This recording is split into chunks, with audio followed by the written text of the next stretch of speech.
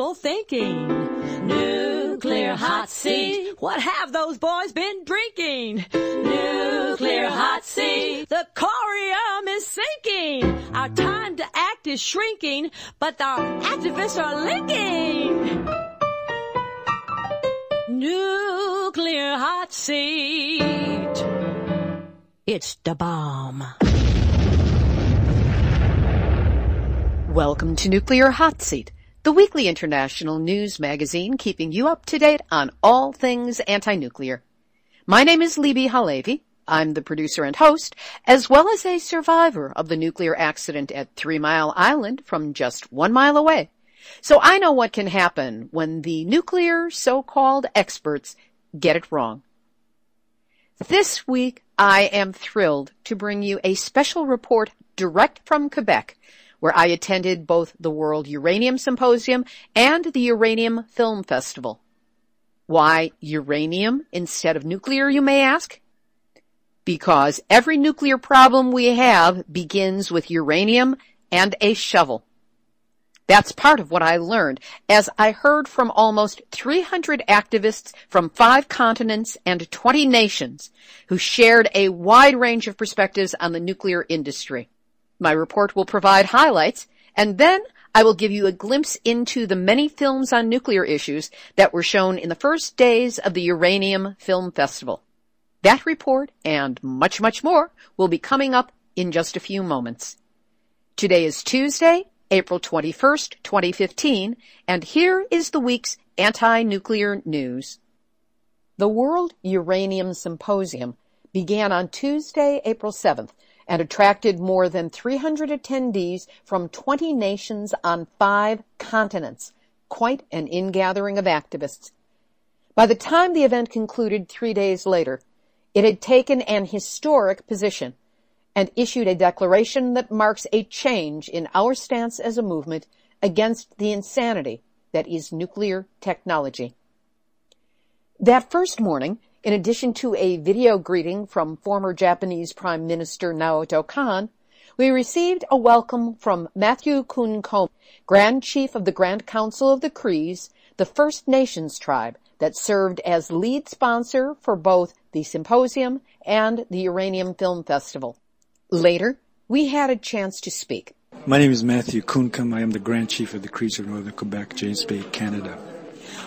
What led the Cree Nation to take its preeminent position in underwriting and bringing this event and the film festival to Quebec at this time? We have felt many things that come into our society. Forestry operators that clear-cut and displaced our people. Flooding that happened with James Bay Hydroelectric Project that displaced our people. And now there was a uranium project started by a company called Stratico that was going to get their permit to do exploration and set up a uranium mine. We decided to say no to uranium. My nation decided, after much research of talking to experts in that field and hearing the so-called experts from the Canadian Nuclear Safety Commission tell us that all is well, the health environment will deal with it, we'll deal with the concerns. We had no assurance from them that our waters would be protected, that the safety of our communities would be protected, the health of our communities would be protected, nor for securing the environment or protecting a way of life, we as hunters, fishermen, and trappers.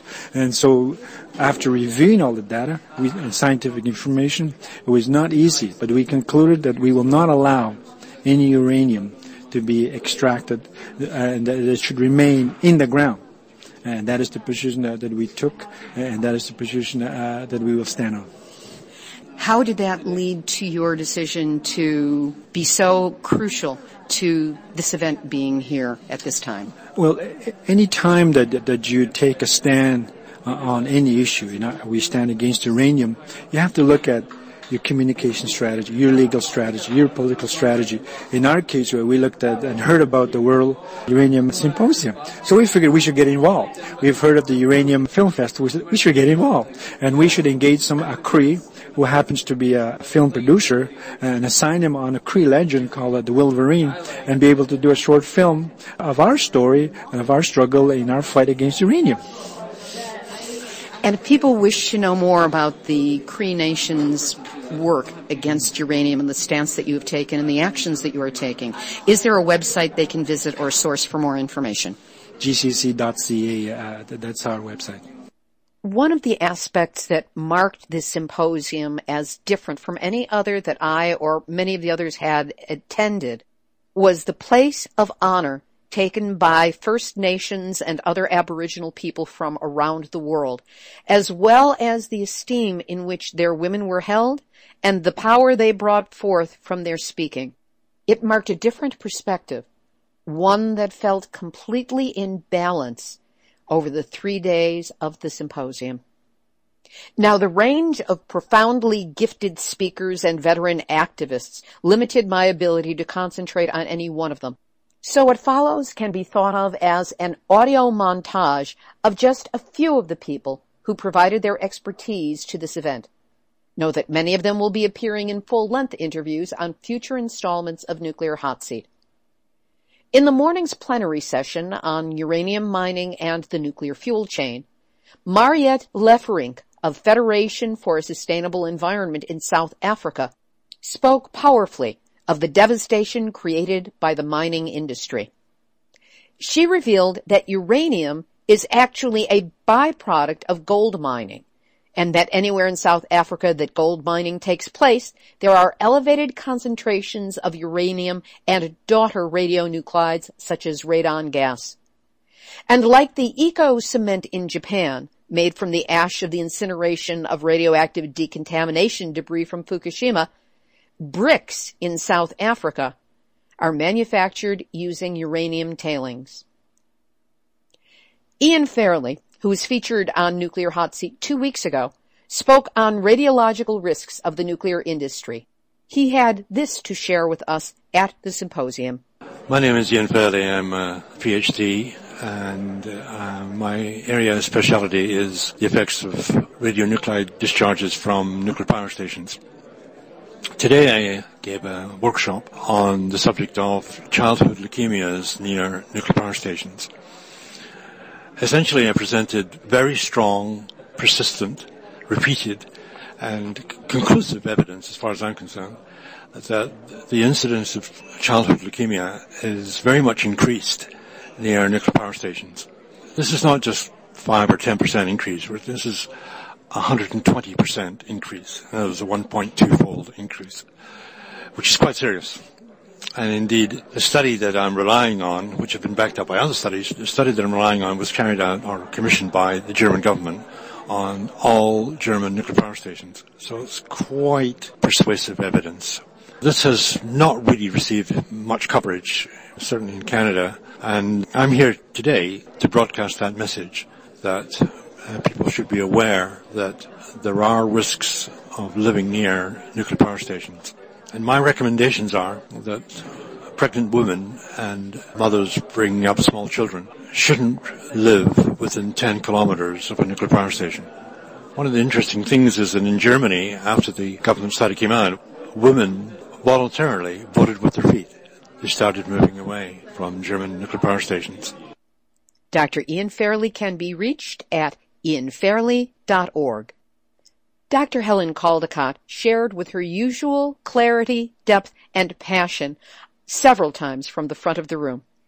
She included information that Canada provided the uranium used in the nuclear bombs America dropped on Hiroshima and Nagasaki. Those materials were shipped through Port Hope in Ontario, where a lack of safety precautions led to the radiological contamination of the port and surrounding area, a situation that, of course, has not abated, given the half-life of radioactive materials. Here's what Dr. Caldecott had to say about her most recent attempt to address the problems there. I was invited to speak at Port Hope, and when I got there I found it was extraordinarily radioactive, and they'd dumped radioactive tailings and waste for years and years and years. And I said that Port Hope should be evacuated from a medical perspective, and the mayor banned me from speaking there, the mayor, and I had to go about 50 miles away to speak about Port Hope. When was this? About 2 or 3 years ago. I want to go back there and stir it up again. Dr. Helen Caldecott. We separated into workshops on uranium mining, health, and the environment. And being unable to split myself into 4 different people, I chose to attend Dr. Gordon Edwards' talk. It's Gordon Edwards from the Canadian Coalition for Nuclear Responsibility. I'm here at the World Uranium Symposium in Quebec City, and the important thing for people to know is that Canada is one of the world's largest producers and exporters of uranium, and it only has 2 end uses. One is nuclear weapons, and the other is ending up as nuclear waste after being used in a nuclear reactor. So we are calling for uranium to be left in the ground, that just as asbestos, uranium is too dangerous a substance to be brought to the surface. It's a beautiful planet. Life is beautiful, and this is really what we should be working towards. As all we have to do is think about our grandchildren, think about the butterflies, think about 4 billion years of evolution, and ask ourselves, do we really want to reverse 4 billion years of evolution by our greed and our carelessness? This is an optimistic thought. We have to overcome our destructive tendencies and work towards a really flourishing planet. The fact is that technologically we know how to meet our energy needs using renewable energy. It's been burgeoning while nuclear power has been declining and fossil fuels have been declining. The renewables are coming on strong, and we all have to get behind that and push for a more sustainable future.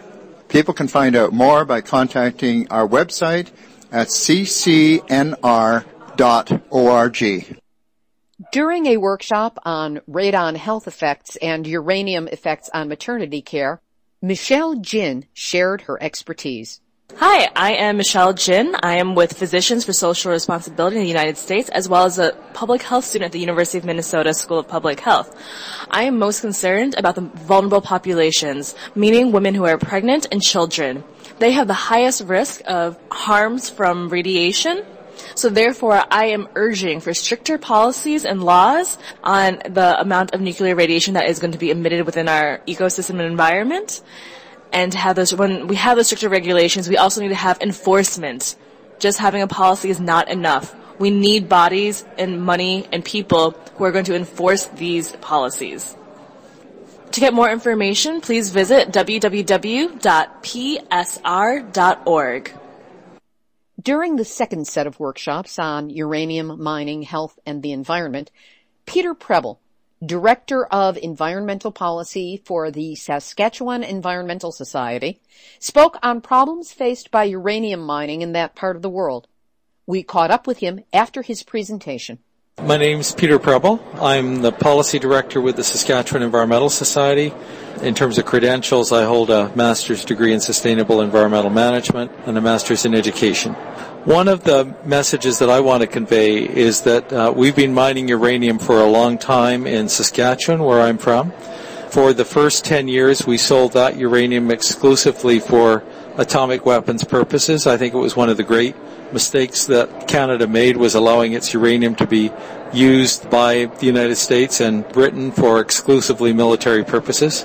Today we're selling uranium ostensibly for nuclear reactor purposes, but we find still that it often makes its way into atomic weapons. For instance, we found that when we sell uranium to the United States today, that uranium is processed in enrichment facilities, and a lot of the waste materials, the so-called depleted uranium, never goes to the electricity generation station. It's actually used for hydrogen bomb production instead. We found that to be very discouraging. We've also made the mistake ourselves of selling uranium to military governments in the world, like South Korea, in Argentina, when they had military governments. We were selling uranium to them while those governments were actually working on atomic weapons plans. It's incredible that our own government would have made those kinds of decisions. And we sold uranium from Saskatchewan to France when it was actively testing atomic weapons in the Pacific. And now we're about to sell uranium to India, despite the fact that India has not signed the Nuclear Non-Proliferation Treaty, which is really a way of undermining that very important treaty in the world. We're happy to see President Obama wanting to see that treaty strengthened and wanting to see the United States sign the Comprehensive Test Ban Treaty. And I would really like to see a strengthened international safeguards regime that prevents uranium from being used for military purposes. And I think that regime needs to have at least three components. One is that every country has to sign the Non-Proliferation Treaty before it can buy uranium. Secondly, every country has to sign the Comprehensive Test Ban Treaty saying it won't ever test nuclear weapons before it can buy uranium. And third, there should be a ban on plutonium reprocessing in North America and worldwide, because that's the only way of making sure that uranium won't be used for military purposes. Our website is environmentalsociety.ca, and that will take you to the Saskatchewan Environmental Society. Australia was represented by more than just Dr. Caldecott. Several representatives shared on the politics and problem Australia faces from uranium mining, especially by the Indigenous people. First, Dave Sweeney of the Australian Conservation Foundation offers a bit of context for understanding the issues. My name's Dave Sweeney. I work with a national environment organisation, the Australian Conservation Foundation, based in Australia, and I do a lot of work around nuclear issues. One of the big concerns that we have in Australia is that we have a lot of uranium and an aggressive uranium mining industry. And in the shadow of Fukushima, which is a continuing nuclear disaster directly fuelled by Australian uranium, we're pushing hard to end this industry, and as part of doing that, we're pushing hard for this industry to be under real scrutiny and looked at for its performance, not its promises. We want a genuine debate in our country about the costs and consequences of uranium mining. If people are interested in any other information, go to www.acfonline.org.au. Debbie Carmody, an Australian nuclear-free campaigner, explains how the political pressure plays out on Aboriginal people. My name's Debbie Carmody. I'm an Anangal Spinifex person from Western Australia. I live in Wongatha country, where there's a lot of uranium exploration happening within that whole region. And the most thing of concern for our peoples at the moment in Western Australia is that the state government has announced that they want to shut down about 150 communities, First Nation communities, to remove people from their homelands so that mining companies can have free access and be able to, do exploration and set up mines. Now, this has happened with one community near me, just east of Kalgoorlie, called Kunana, and the way that the government does it, because all the communities are government-run, government-funded, so what they do, they ensure that poor management is put in place, and then they start withdrawing services from the communities, such as education, health, so then people have to move into town, and so the community becomes deserted, and there's no one living there, and then the mining company comes in. So at Kunana at the moment, there's a uranium mining company there, and they're in stage 2 of their exploration. And just explain briefly the problems that people face when they get displaced from their community and have to try and find a new place to resettle. What really happens is that we're refugees within our own country, and so when people are displaced, they live on the outskirts of town, on the fringes of white society. There's a lot of poverty, alcoholism develops, and a lot of health problems, all the rest of it. So people are truly, truly disempowered. That afternoon, we heard about uranium issues and the impact on Native people around the world. The stories of taking over land by force, irresponsible uranium mining, environmental impact, and health devastation were the same whether one was talking about the Inuit, African tribes, Native Americans, or First Nations people. It seems that uranium mining requires the cooperation or forced compliance of impoverished Indigenous people in order to proceed, leaving multiple disasters in their wake. First, a member of parliament from Greenland. Sarah Olsvik from the political party Inuit Ataqatigiit, which I'm the leader of. We are the opposition party in Greenland, the biggest opposition party. We are a no to uranium party. Our current government consists of 3 different parties that are all pro-uranium. So we are still working on raising awareness and keeping the debate alive so that we can maintain a uranium mine-free Greenland. We have a website, it's ia.gl. From Africa, we learned about uranium exploration that is going on in multiple countries, including Mali and Cameroon. And in case one had the thought that any place on Earth was immune to the impact of uranium mining or other aspects of the nuclear fuel chain, Oduntuya Shaourd attended from Mongolia to let us know what is happening in that country. My name is Odno. I'm here representing DMNN. It's an environmental NGO in Mongolia. It was very important for me to come here and then spread the message because HaLevy is exploring and test mining in Mongolia. And as a result, a lot of livestock in that area dying and having defective offspring. And then people are getting sick too. They think that in situ leaching technology is not very dangerous. It's relatively safe, but it's not at all. It's polluting the groundwater, which the herders depend on. You know, the Gobi Desert doesn't have rivers, so they're just polluting the groundwater and the soil, and they're not doing anything about it. They're not being responsible, and the government cannot monitor because the government is part of this HaLevy. And so we have been trying to do everything to monitor, to stop it. And if you cannot prove the technology is efficient, and if you cannot put the water back into the original state, then don't use it at all. That's our message. We have a website called www.dmnn.mn and our Facebook page called DMNN Official. Speaking of social media, now would be a great time to track down all of these organizations and find them on Facebook, to join the groups and hit like. That way, we'll all be able to stay in touch with each other. Certain stories of courage and people taking a stand were referred to repeatedly throughout the conference. One of them had to do with a threatened doctors' strike, which changed nuclear policy in the province of Quebec. Listen as one of the participants in that event describes what happened and why she did it. Hi, I'm Isabelle Gingras. I'm a physician psychiatrist in the city of Sept-Îles, north of Quebec. I'm part of CAPE, which is the Canadian Association of Physicians for the Environment.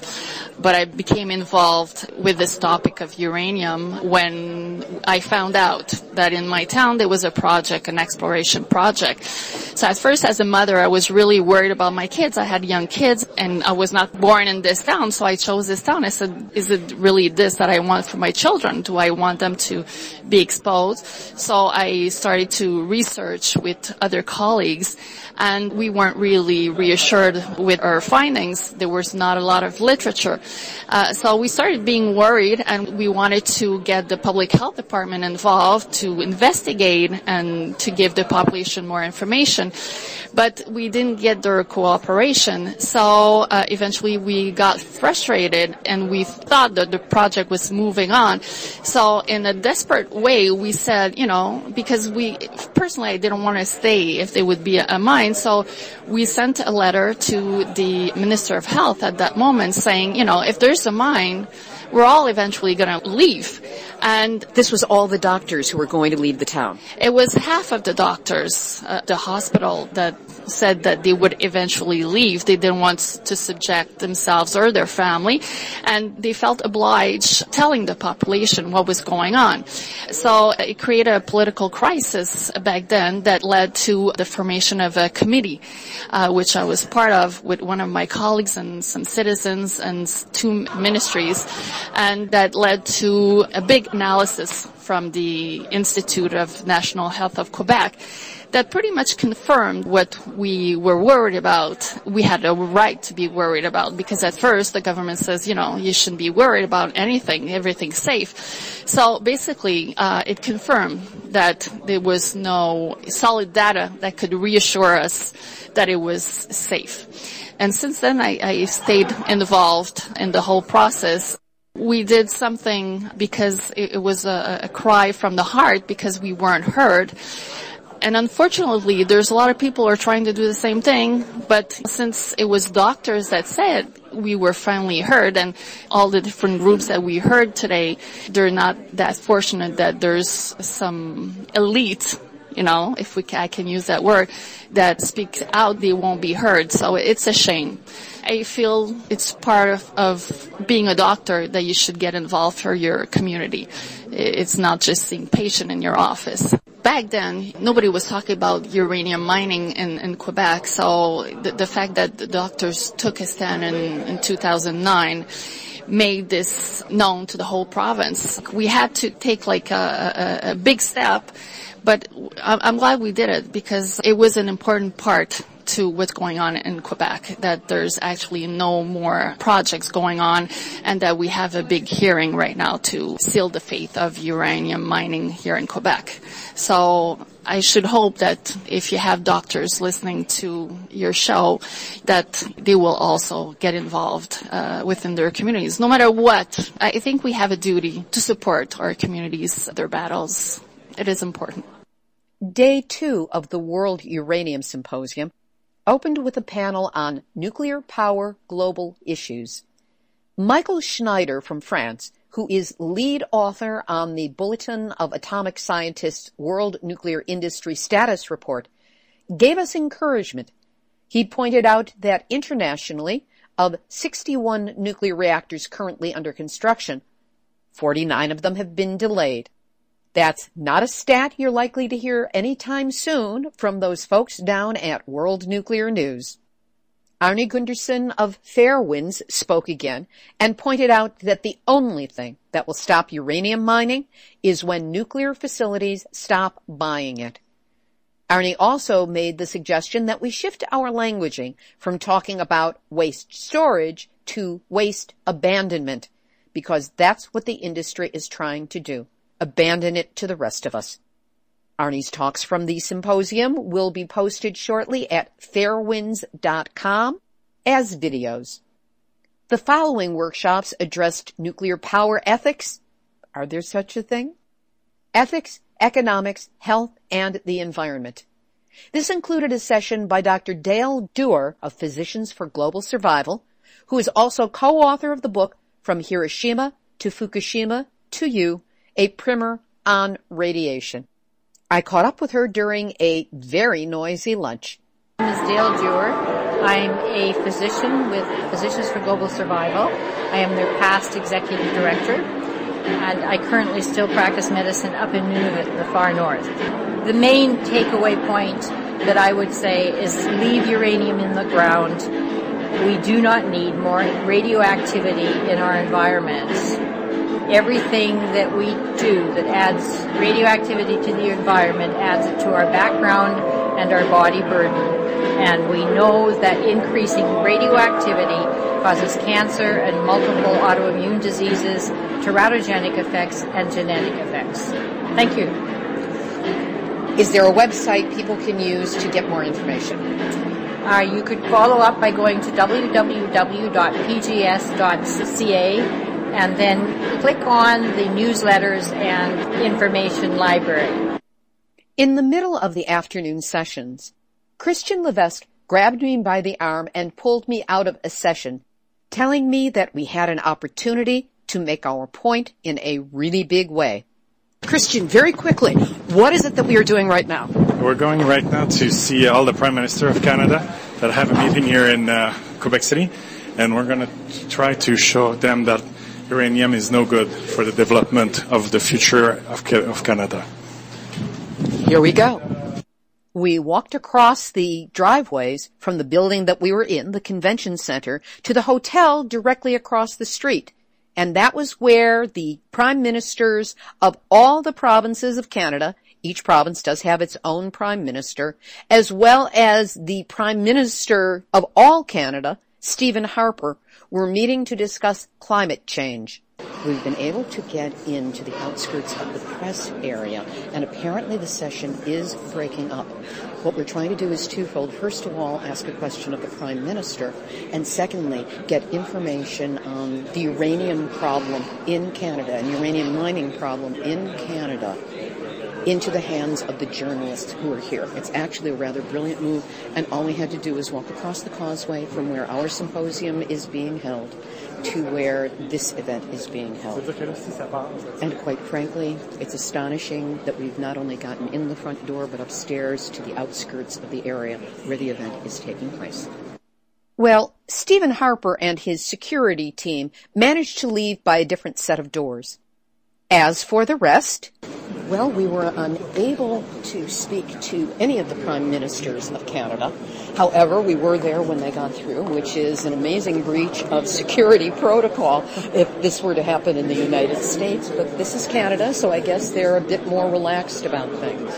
In any event, we were able to get the information, the visibility into the hands of several of the journalists here, and also made connections with other political figures who were recognized by Christian Levesque. After that little Levescapade, it was time to go on to the opening of the Uranium Film Festival. That night, the two events overlapped as the World Uranium Festival kicked off with a gala red carpet affair. Performers from Cirque du Soleil stalked the room on stilts. There was live music, a cocktail party, a psychedelic drum team light show, and welcome from the lead sponsors, the Grand Council of the Cree Nation. It was quite the scene. More than 300 people attended, and we were greeted by the lead sponsors, the Grand Council of the Cree Nation. Then we watched a short documentary by Ernest Webb, a Cree tribal member, on a legend that speaks directly to the uranium mining issue, the Wolverine, the fight of the James Bay Cree. One Hollywood notable who attended the opening night ceremonies was Ed Begley Jr., well known for his environmental activism and his genuine care for the planet. Here's what he had to say. Ed, you're one of the better-known environmental activists within the entertainment community in Los Angeles. What brings you to this festival? I'm here for the Uranium Film Festival because it's such an important issue. It's so toxic for so long, the effects of uranium mining, the effects of nuclear fuel production, the effects of weapons production, nuclear weapons. You know, it's a long, long life, and I'm so proud to meet here and learn about the incredible, courageous work of the First Nations people here in Canada that are wisely, quite wisely, rejecting the notion of more uranium mining on their lands. I think that's very prudent of them. Have you seen any of the films yet in this festival? We saw a wonderful film about the Cree Nation and their long history of protecting the land and being good stewards of the land, and their concern and rejection of more of that kind of toxic activities on their land. They don't want it. They think it's bad, not just for 7 generations, but 700 generations. So I think that's something that they needed to do. It's something that they did do, and I'm just proud to meet so many of them here and stand behind them in that prudent decision. What do you think it's going to take to bring Hollywood around to this issue so that they address it in some meaningful way through the products that they are creating? I hope that we get a little bit more support from the Hollywood community. It's such an important issue, you know. PR has helped to fuel the nuclear power industry to grow. After Hiroshima and Nagasaki, nuclear fission had gotten kind of a bad rap. Understandably, when they saw the damage that was done there, people wanted to end the war, but I don't think they wanted to pay that kind of price with civilians being injured in that horrible, horrible manner. So they decided to come up with a notion of the peaceful atom. And believe me, there's a lot of PR involved in that idea. It was power that was supposed to be too cheap to meter.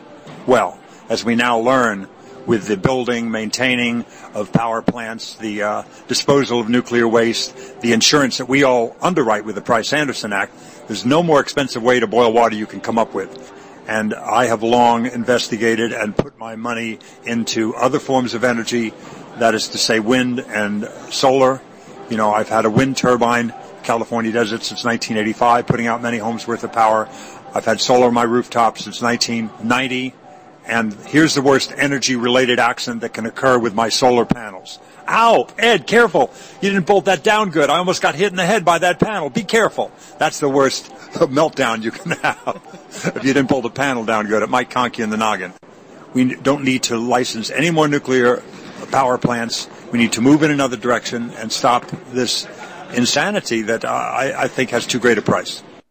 Actor Ed Begley Jr. at the Uranium Film Festival. One of the great joys of being at this event was the ability to meet in person some of the activists I have known only by Facebook and on occasion Skype. Here are two of the regulars on my Facebook page for more than 3 years, Marius and Candace Paul from Saskatchewan. Good afternoon. This is from the Isle of the Turtle. My name is Marius Paul. I am honored to be able to relay a message to all my brothers and sisters that are out there. We have been walking a very challenging road, and this trail has led us to a very balanced arena. And in that arena are some very, very extraordinarily good people that are just profoundly human in every way possible, imaginable. My message here is protect the earth. Love the earth. Our webpage is Committee for Future Generations, all in one, .wordpress.com. Basicho. I'm Candace Paul with Committee for Future Generations. I'm the Outreach Coordinator, and I'm also a member of English River First Nation in northern Saskatchewan. The big message that's going around the world right now is leave the damn uranium in the ground. We've known for eons that it has the power to destroy. We call it the demon from underground. The harm that it is now causing ever since they brought it out is irrevocable.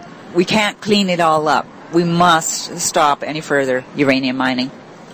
Uranium in the tar sand.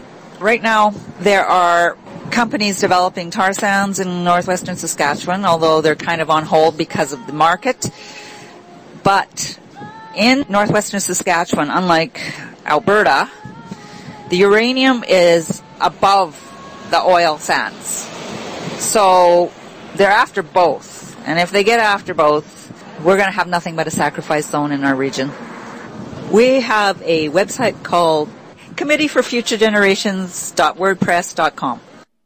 The third day of the World Uranium Symposium focused on humans and indigenous peoples' rights versus the nuclear fuel chain on the international, national, and local level.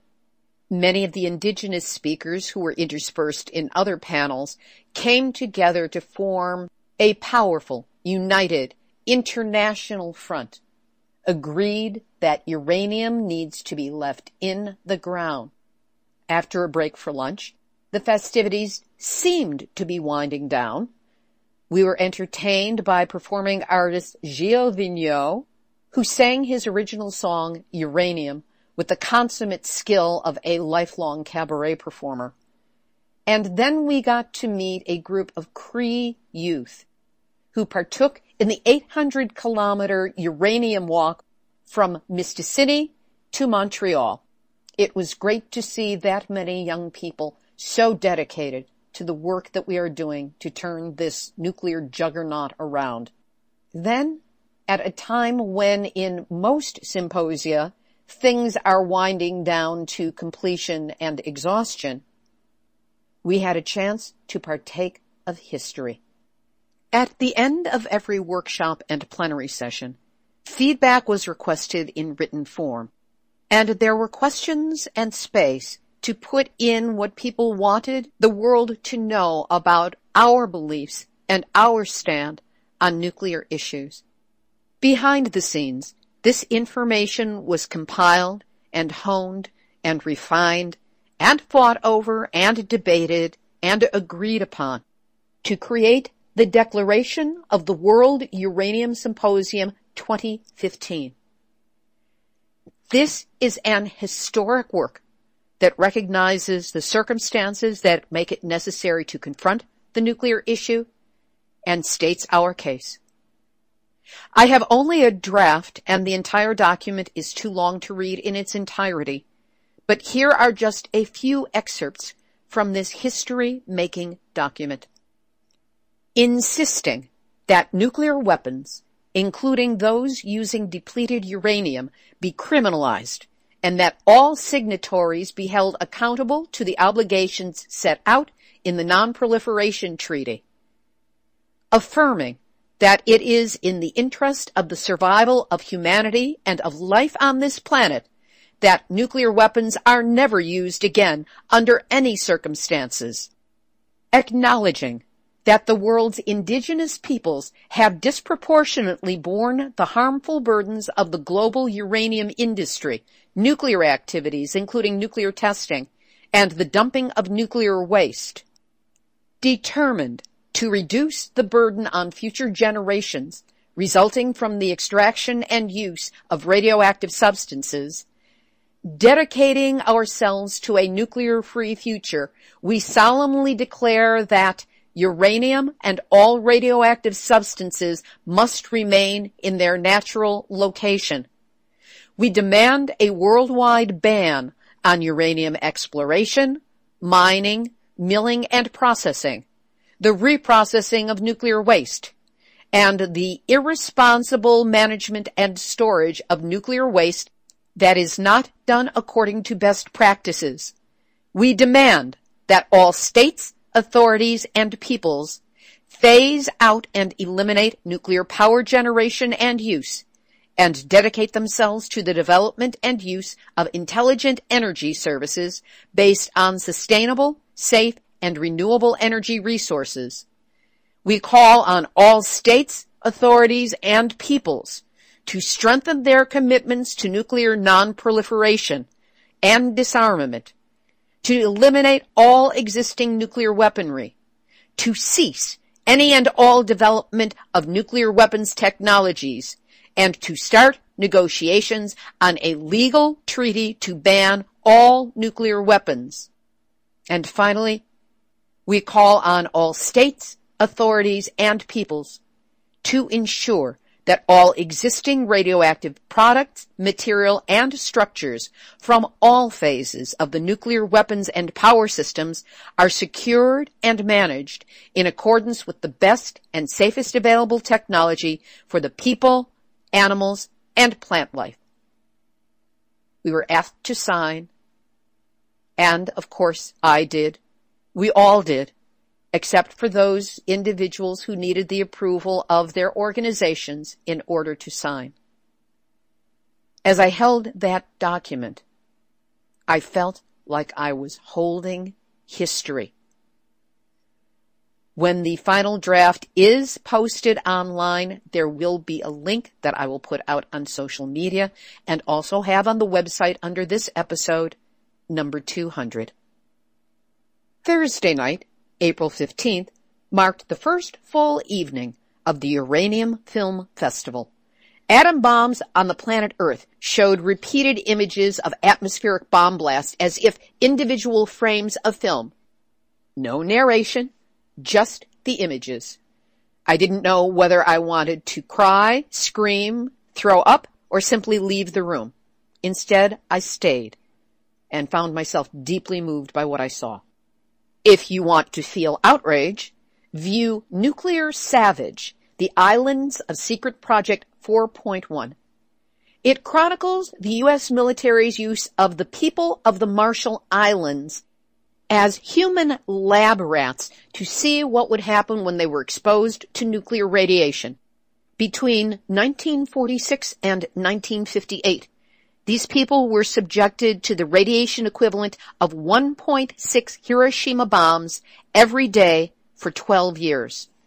A well-done full-length documentary by former Greenpeace activist Adam Jones Horowitz. The first evening ended with Time Bombs by directors Guy-Elaine Maroest and Eric Ruel, who attended the festival. Hi, my name is Eric Ruel. I'm a filmmaker, and I've co-directed with Guylaine Marois a documentary called Time Bombs. Time Bombs is about the nuclear veterans who were used as guinea pigs in 1957. They were Canadians. There were 40 Canadians, actually, that were sent in Nevada, but they didn't know that they had to endure nuclear testing. They were at the height of the Cold War, of course, and they had to endure 6 nuclear bombs during the Operation Plum Bob. And the guys, actually, when they came back, of course, the veterans, the young veterans, were actually all feeling sick. A lot of them lost their teeth, and a lot of them lost their hair. They had also other health issues. Some of them got children and they had birth defects. But none of them were allowed to talk that they were sent to Nevada. So 50 years later, some of the men get back together and try to fight the government to get recognition and to get compensation. And that is what the film is about. My website, you can reach us at Productions with an S, de la Ruelle, DELARUELLE.com. And you can buy also the film at NFB, the National Film Board of Canada website, nfb.ca. The next night, Nuclear Hope told the story of Canada's nuclear veterans and their fight for acknowledgement by their own government. It contained extended footage of soldiers in trenches facing a nuclear bomb blast in the Nevada desert and then being ordered to, and following orders to, rush towards it. Here's what the director had to say. My name is Colin Shine. I'm the director of the film Nuclear Hope. Nuclear Hope focuses on the issue of nuclear waste and what do you do with the most toxic substance the world has ever known. Where do you put it? What do you do with it? You can check out our website at www.nuclearhope.ca.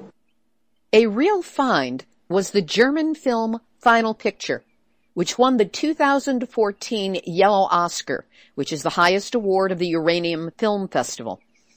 I found Final Picture a knockout drama about what people go through the day before a nuclear war begins, the day it happens, and the 2 weeks immediately afterwards. Nothing flashy, just real people trying to cope with the unimaginable horror of the aftermath of a nuclear war.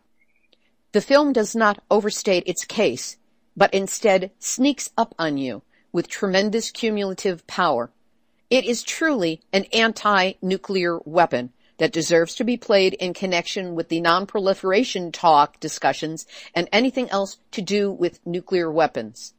The film's director, Michael von Hohenberg, came in from Germany for the festival. Hello, I'm Michael von Hohenberg, and I'm a director in Germany, and I directed the movie Final Picture. It's a nuclear war drama, and it's screened on the Uranium Film Festival in Canada. It won last year the Yellow Oscar for the best movie for the student production. And inside that movie we have something about nuclear war, the day before, the day it happens, and the 14 days after. It's not a funny movie, but I'd like to show atomic bombs are the stupidest thing we've ever done. My website, you can find the movie, is finalpicture.de. It's German website, but at the moment I'm trying to do it in English, so enjoy. Also attending from Germany was Final Picture's lead actress, Nadine Badovitz, who had this to say. My name is Nadine Badovitz. I'm an actress from Germany, and I'm here for the festival because there's a movie shown I'm taking part in. It's a Final Picture. It's by director Michael von Hohenberg, and the movie is about nuclear war, like when it will happen, then the day before, then the day it happens, and the 14 days after, what will happen to humanity.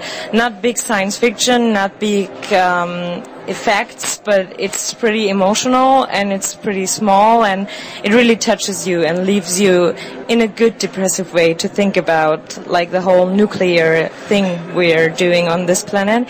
And for me, it's really important to be here. I was so lucky to be part of the symposium as well with all of the scientists and all of the doctors. Because when I grew up in Germany, next to the border to the east, we had Chernobyl, and when I was a child, I can remember we were not allowed to eat anything from the forest, like berries or wild pigs, because there was radiation in it, even though it was so far away. We grew up knowing that nuclear energy isn't a clear and safe energy, because we got affected by it. Even France, which is much more away from Ukraine than we were. So it's pretty important for me to be here and to get an awareness for the whole theme, and I'm so glad I could get here to Quebec. And if you want to find out more about the movie Final Picture, you can just find it on Facebook. In a role that could have led to histrionics and overplay, Nadine Bonavitz's carefully nuanced portrayal of a woman in ultimate stress for her life resonated deeply. Her transparently expressive face revealed how one's humanity can be at war with one's terror. A haunting portrayal that rang true from beginning to end. I also felt personally impacted by the Australian documentary Protecting Manuwanku, which is about the Australian Indigenous people's fight against uranium mining. Ground Zero Sacred Ground was a brilliant short animated film that juxtaposed petroglyphs from the American Southwest and the Trinity bomb blast that took place in New Mexico. And The Battle of Chernobyl, a documentary that provided more information about that disaster than I'd yet encountered. But all the films I viewed, and certainly the others that are filling this coming week's programming, had quality and depth. Kudos to Film Festival director and co-founder Norbert G. Suchanek, executive director and co-founder Marcia Gomez de Oliveira, and Quebec organizer Christiane Levesque. Now, how do we get this festival into Los Angeles, where it can have some real influence and do some lasting good in the entertainment industry? All viable suggestions will be entertained and passed along to the appropriate people. So now I'm back, and I am expressing my deepest gratitude to all of you who contributed to helping me get to Quebec to cover both the World Uranium Symposium and the Uranium Film Festival. As you heard, I met activists and filmmakers from around the world, witnessed history being made with our declaration, discovered some pretty good films, and brought it all to you in this show. I hope you got a sense of what it was like to be there. And know that there are still monthly expenses for running Nuclear Hotseat, from hosting and tech support to bandwidth charges. So if you're moved to support the ongoing work of this show, please go to nuclearhotseat.com, scroll down to the big red donate button, click on it, follow the prompts, and know that whatever you can do to help, you, yes you, have even more of my gratitude. Activist shout out.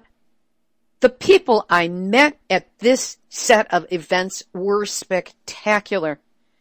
We're all fighting every aspect of the nuclear military industrial complex, and we're doing a great job. Now, I'm sorry I didn't get to record messages from all of you, nor did I meet all of you, but know that I consider you my tribe, my family, my friends, my co-activists, and some of the best darn people anyone could possibly want to know. Having experienced the excellence of our international activist community, how can we do anything but win? Blessings, gratitude, and safe journey home to you all. And for those of you who I recorded but did not yet use on this program because I ran out of time, you will be showing up in future episodes of Nuclear Hotseat. So stay tuned every week, because that's how often we're here. Every week. Which brings me to today's final thought, which is 200? Who'd have thunk it? This, what a marker, is Nuclear Hotseat episode 2000. What started on June 14, 2011, only 3 months after Fukushima began, with a cry of outrage on a conference call with only 2 attendees, has grown to become a weekly audio chronicle of our movement, the battles, the successes, the ongoing struggles, and the outside world's response to our actions.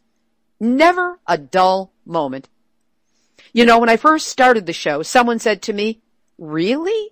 Is there enough nuclear news to fill a 20-minute podcast every week?" I swear, I could do 20 minutes a day or longer, and that's just covering the news. Clearly, we're filling a gap.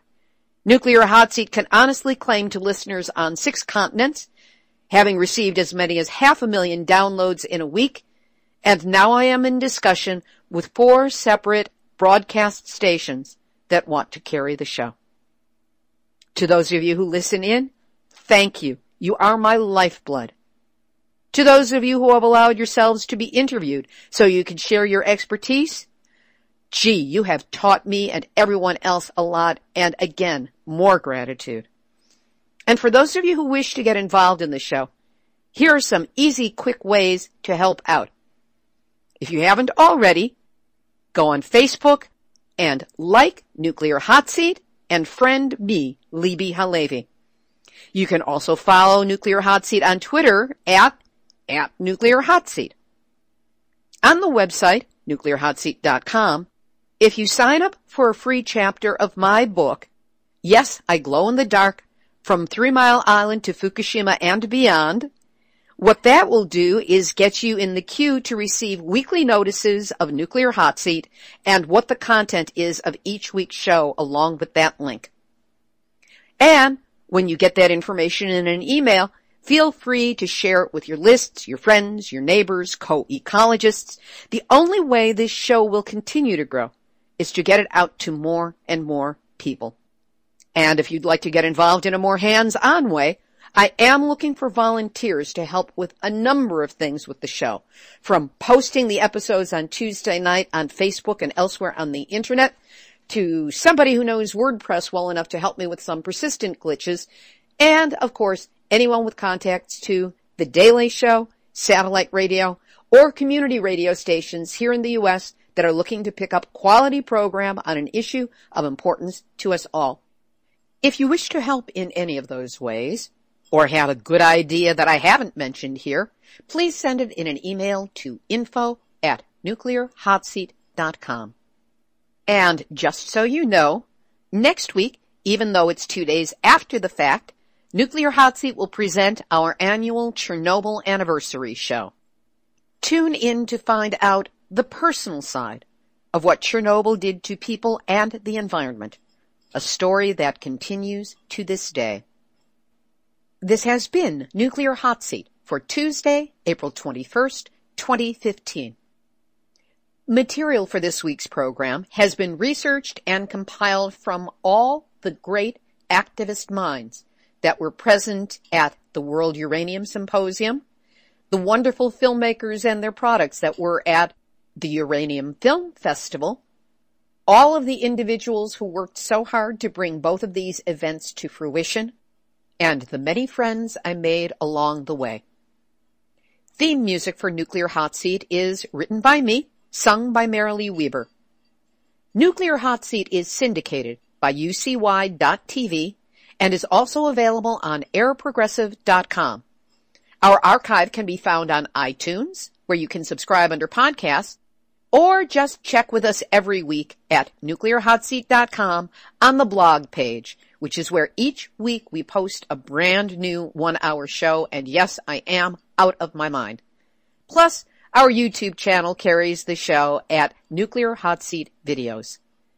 Nuclear Hot Seat is the activist voice on nuclear issues, so if you have a story lead, a hot tip, or a suggestion of someone to interview, send an email to info@nuclearhotseat.com. We are copyright 2015, Libbe, HaLevy, and Hardestry Communications. All rights reserved, but fair use allowed as long as proper attribution is provided.